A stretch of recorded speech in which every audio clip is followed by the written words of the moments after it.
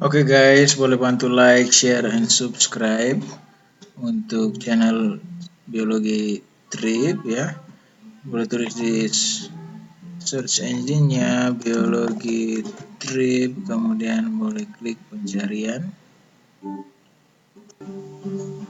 Oke guys, kalau sudah keluar tampilan seperti ini di gambar, ada video-video saya, kemudian boleh klik subscribe. Oke guys, setelah itu boleh juga kalian nikmati video-video yang sudah saya buat. Ya, boleh diklik, kemudian klik like.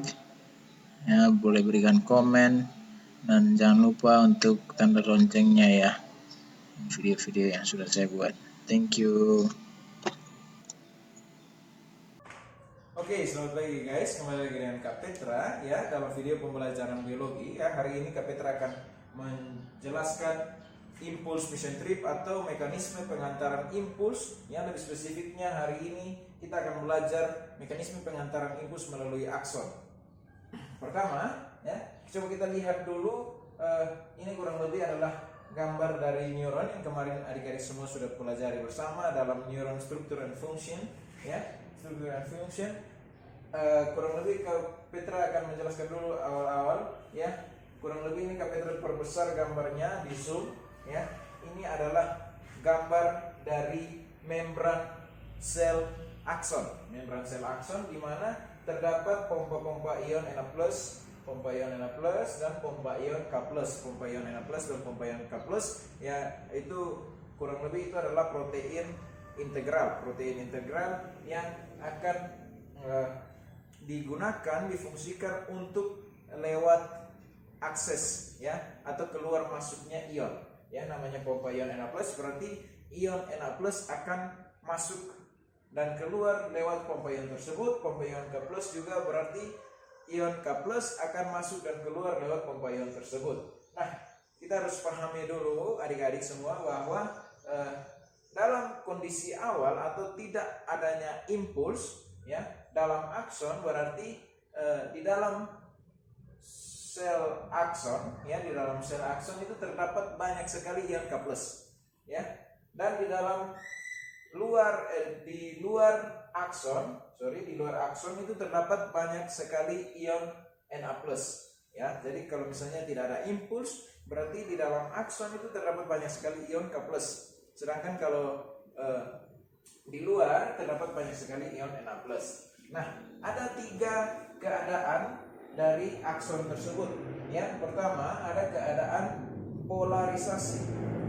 Keadaan polarisasi ini adalah keadaan istirahat. Ya, keadaan istirahat atau tidak ada impuls. Jadi keadaan di mana tidak ada impuls yang masuk keluar lewat membran sel atau lewat pompa-pompa ion. Berarti keadaan impuls di sini ion K+ dan ion Na+ ini tidak ada yang masuk keluar lewat pompa-pompa ion. Ya, sehingga kalau kita bisa lihat keadaan di dalam akson tersebut itu bermuatan negatif K+. Ya, K+-nya itu bermuatan negatif karena memang sedikit saja muatannya, sedangkan di luar itu karena lebih luas lingkungan di luar sel, maka dia akan bermuatan positif ya, atau dibilang K+-nya di dalam itu sedikit, sedangkan di luar itu Na+-nya itu sangat banyak. Di luar itu sangat banyak. Tetapi tidak ada yang namanya akses atau keluar masuk dari ion tersebut. Selanjutnya adalah keadaan depolarisasi. Keadaan depolarisasi ini adalah keadaan di mana sudah dilewati impuls ya. Sementara dilewati impuls tersebut ya. Jadi ini adalah keadaan di mana akson sementara dilewati impuls sedang melewati akson ya, impuls sedang melewati akson. Sedangkan kalau impuls sedang melewati akson ya, di sini kita dapat lihat bahwa di dalam akson itu bermuatan positif dalam artian berarti ada ion-ion yang masuk nih, ada yang bertambah di dalam akson, sedangkan di luarnya itu bermuatan negatif. Nah, kalau keadaan depolarisasi itu adalah keadaan di mana ion Na+ ini akan masuk ya melalui pompa ion Na+. Sudah ya. Keadaan depolarisasi adalah keadaan di mana ion Na+ ini akan masuk melalui pompa ion Na+. Ya, sehingga Na+ akan berada di dalam akson. Nah, kalau kita lihat berarti kalau Na+ masuk, di dalam itu sudah bertambah ionnya, ada K+, ada Na+, sehingga muatannya itu bertambah positif. Ya, muatan dari kelistrikan di dalam akson itu bertambah positif. Maka digambar keadaan depolarisasi itu adalah keadaan di mana muatan dalam akson itu bermuatan positif, sedangkan luar akson itu negatif. Karena Na+-nya berkurang, dia justru masuk ke dalam. Ya, berarti itu impuls sedang melewati bagian tersebut, bagian akson tertentu. Ya, kemudian ada keadaan di mana keadaan repolarisasi. Keadaan repolarisasi adalah keadaan di mana bagian dalam akson itu sudah bermuatan negatif kembali dan bagian luar akson itu bermuatan positif kembali. Ya, namanya repolarisasi berarti kembali untuk beristirahat. Nah, untuk kembali istirahat berarti impuls itu sudah melewati bagian tersebut.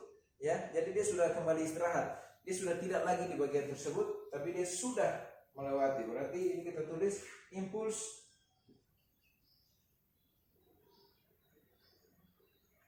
telah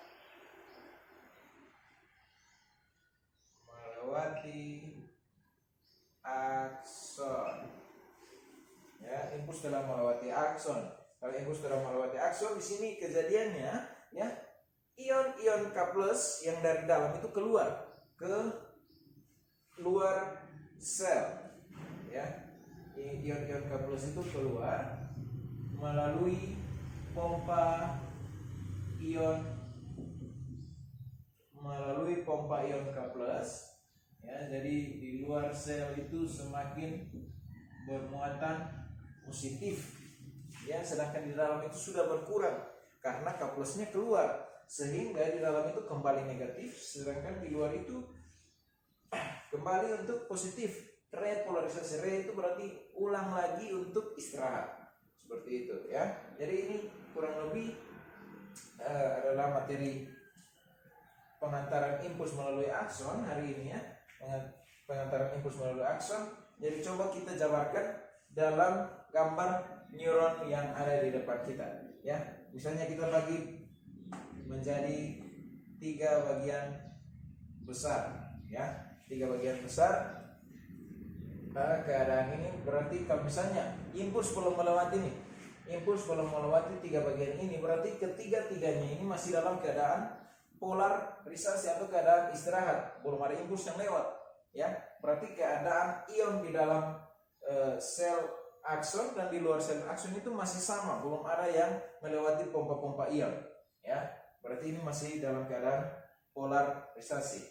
Nah, kemudian kalau misalnya ada impuls yang masuk ke bagian 1, berarti bagian 1 ini mengalami keadaan di mana depolarisasi ya, sedangkan bagian 2 dan 3 itu masih polarisasi ya. Selanjutnya kalau dia sudah melewati bagian 1, dia akan ke bagian 2 lagi, berarti bagian 2 sudah mengalami depolarisasi, sedangkan bagian 1 yang tadinya itu sudah dalam keadaan repolarisasi, repolar ya, atau dia sudah kembali istirahat, sedangkan bagian yang sini masih polarisasi ya. Akan begitu seterusnya ya, sampai impuls itu akan sampai ke bagian sinapsis ya, akan begitu seterusnya sampai impuls itu sampai di bagian sinapsis. Jadi kalau misalnya keadaan depolarisasi di bagian 2, berarti yang terjadi di bagian 2 ini apa? Ya, yang pastinya ion Na+ itu akan masuk ke dalam akson, sedangkan ya di luar akson itu berarti sudah bermuatan negatif karena Na+ itu sudah berkurang ya, sedangkan di dalam itu semakin positif, yaitu di mana keadaan depolarisasi. Oke, kita lanjut ya. polarisasi. Polarisasi berarti ini coba kita simpulkan bersama ya. Polarisasi berarti Na plus dan K plus tidak melewati pompa ion atau tetap. Sudah ya. Kemudian depolarisasi ini kan Na plus masuk ya, kondisi di dalam